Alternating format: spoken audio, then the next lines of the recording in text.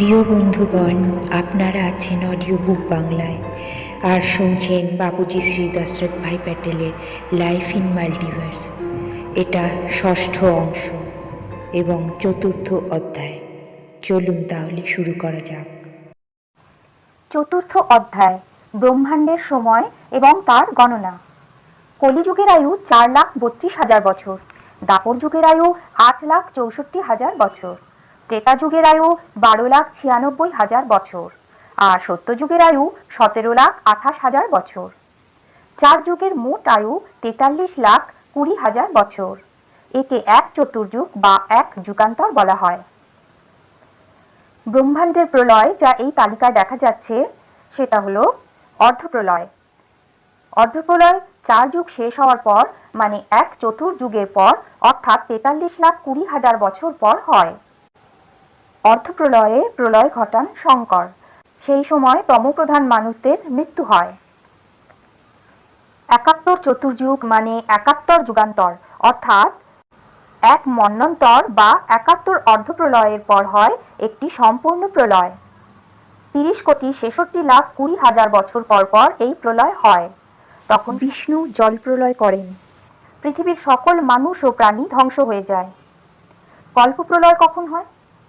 1000 চতুর্যুগ মানে 14 মন্বন্তরের পর এই প্রলয় হয়।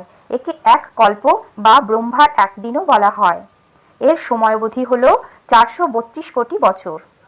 বিষ্ণু 12টি সূর্যের তাপ তৈরি করে ভূলোক, ভুবরলোক ও স্বর্গলোক এই তিনটি লোককে জ্বালিয়ে ছাই করে দেন। এই তিনটি লোকের বাসিন্দারা আত্মা সমেত মুক্ত বা লয় হয়ে যান। মহাকাল প্রলয়। মহাশিবের এক মুহূর্তে ব্রহ্মার 100 বছর অর্থাৎ 2 পরার্ধ পূর্ণ হলে অথবা 36,500 কল্প প্রলয়ের পর হয় মহাকাল প্রলয়। এর সময়াবধি হল 3110 খড়গ 40 আরত বছর। শিব সূর্যের ভিতর প্রবেশ করে কাল অগ্নি বর্ষণ করে সম্পূর্ণ ব্রহ্মাণ্ডটিকে জ্বালিয়ে ভস্ম করে দেন। শিবের সমস্ত রচনা, সম্পূর্ণ ব্রহ্মাণ্ড 14টি লোক সমেত ও আত্মা সমেত ধ্বংস হয়ে যায় আর মুক্তি পায়। মহাকাল প্রলয় কখন হয়? পরম মহাশিবের এক মুহূর্ত, বা বলতে পারেন মহাশিবের 10,000 বছরে 3110 খড়গ 40 আরব সাল গুণ 31 আরব 53 কোটি 7 লাখ গুণ 1000 বছরের পর। এই প্রলয় কে এবং কিভাবে করেন? মহাশিব মহাকাল হয়ে আগুন তৈরি করেন আর অনন্ত কোটি ব্রহ্মাণ্ডকে নিজের রোমকূপের মধ্যে প্রবেশ করিয়ে নেন। তখন আত্মাদের কি হয়? গ্যালাক্সির সবকটা ব্রহ্মাণ্ড মানে সোলার সিস্টেম, শিবের সমস্ত রচনা মুক্ত হয়ে যায়, অর্থাৎ ডাইলিউট হয়ে যায়। চলুন এগিয়ে চলি। ব্রহ্মার 1 পরার্ধ মানে 50 বছর আর ব্রহ্মার 100 বছর মানে 2 পরার্ধ।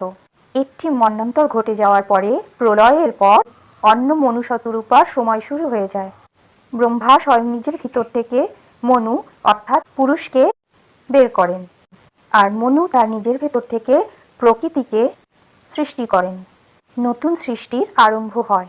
খ্রিস্টান ধর্মে যাদেরকে অ্যাডম ও ইভ বলা হয়, ব্রহ্মার প্রথম পরার্ধের অনুমানিক 20,000 বছর পর এই সমস্ত প্রলয়গুলো শুরু হয়ে যায়। মোটামুটি 933 খড়গ 13 আরত বছর ধরে এসব প্রলয় ঘটে চলেছে। বিভিন্ন আকাশিক বস্তু ও মানুষের আয়ু যেমন আপনারা এই তালিকার মধ্যে দেখতে পাচ্ছেন। বর্তমান সময়ে ব্রহ্মার সৃষ্টির কত বছর পার হয়ে গেছে সেটা জানুন। হিন্দু কাল গণনা অনুসারে এখন ব্রহ্মার দ্বিতীয় পরার্ধের প্রথম দিনের 7 নম্বর মন্বন্তরের 28তম যুগান্তরের কলিযুগের মোটামুটি 5,118তম বছর চলছে। আজ আমাদের ব্রহ্মার দ্বিতীয় পরার্ধের প্রথম দিন, মোটামুটি 1555 খড়গ 20 আরব 158 কোটি বছর চলছে। প্রকাশ বর্ষ, লাইট ইয়ার। যদি ভৌতিক রূপে দেখা যায় তো এমন কোনো বস্তু নেই যেটা আলোর চাইতে দ্রুত গতিতে চলতে পারে। কেবলমাত্র প্রকাশের কিরণের মতো রেডিও তরঙ্গ, মাইক্রো তরঙ্গ, ইনফাইনাইট এক্স-রে তরঙ্গ, গামা তরঙ্গ, এগুলি কেবলমাত্র প্রকাশের মতো গতিতে যাত্রা করতে পারে। তার মানে আমরা ব্রহ্মাণ্ড থেকে যদি কোনো খবরাখবর দিতে চাই বা প্রাপ্ত করতে চাই, তাহলে সেটাও মোটামুটি প্রকাশের গতির মতোই যাত্রা করতে পারে, তার বেশি নয়। এক বছরে আলো যতটা যাত্রা করতে পারে সেই দূরত্বকে বলা হয় এক আলোক বর্ষ। 1 light year is equal to মোটামুটি 55 খরব কিলোমিটার যেতে পারে। আমরা এটা জানি যে আলোর গতি 3 লাখ কিলোমিটার প্রতি সেকেন্ডে হয়। আমরা কোনো বস্তুকে তখনই দেখতে পাই যখন আলো আমাদের চোখে পড়ে। একটা উদাহরণ ধরা যাক, পৃথিবী থেকে 1 লাখ প্রকাশ বর্ষ পর্যন্ত দূরত্বে যদি কোনো নতুন তারা আজ সৃষ্টি হয়, তাহলে সেই তারা বা সূর্যের প্রকাশকে পৃথিবী পর্যন্ত পৌঁছতে মোটামুটি 1 লাখ বছর লাগবে, কারণ সেই তারাটি পৃথিবী থেকে 1 লাখ প্রকাশ বর্ষ দূরে।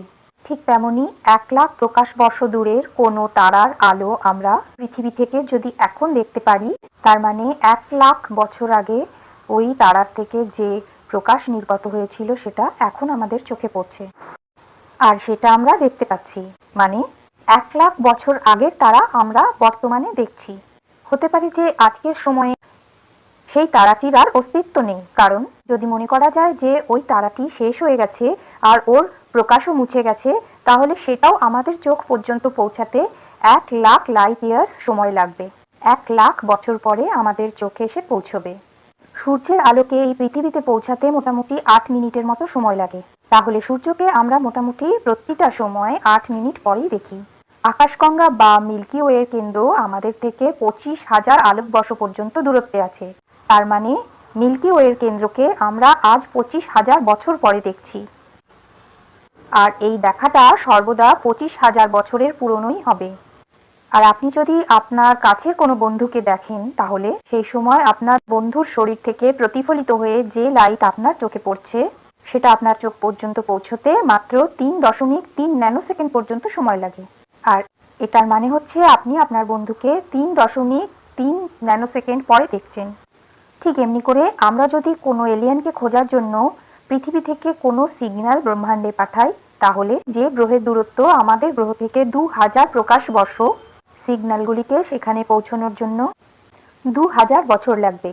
আর এলিয়েন্সও যদি সেখান থেকে সেই সিগন্যালের জবাব দেয়, তাহলে সেই সিগন্যাল আমাদের পৃথিবীতে পৌঁছানোর জন্য আরও 2000 বছর লাগবে। Source Google. প্রকাশের যাত্রার সময়, লাইট ট্রাভেল টাইম। পৃথিবী থেকে চাঁদ পর্যন্ত আলোর পৌঁছাতে 1.3 সেকেন্ড সময় লাগে। পৃথিবী থেকে সূর্য পর্যন্ত আলোক পৌঁছাতে মোটামুটি 8.20 মিনিট সময় লাগে। পৃথিবী থেকে তার সবচেয়ে কাছের তারা পর্যন্ত লাইট পৌঁছাতে মোটামুটি 4.3 বছর সময় লাগে। পৃথিবী থেকে আমাদের গ্যালাক্সির শেষ সীমা পর্যন্ত আলোক পৌঁছাতে মোটামুটি 81,000 বছর সময় লাগবে। পৃথিবী থেকে আমাদের ইউনিভার্সের কিনারা পর্যন্ত পৌঁছাতে মোটামুটি 4,650 কোটি বছর সময় লাগবে।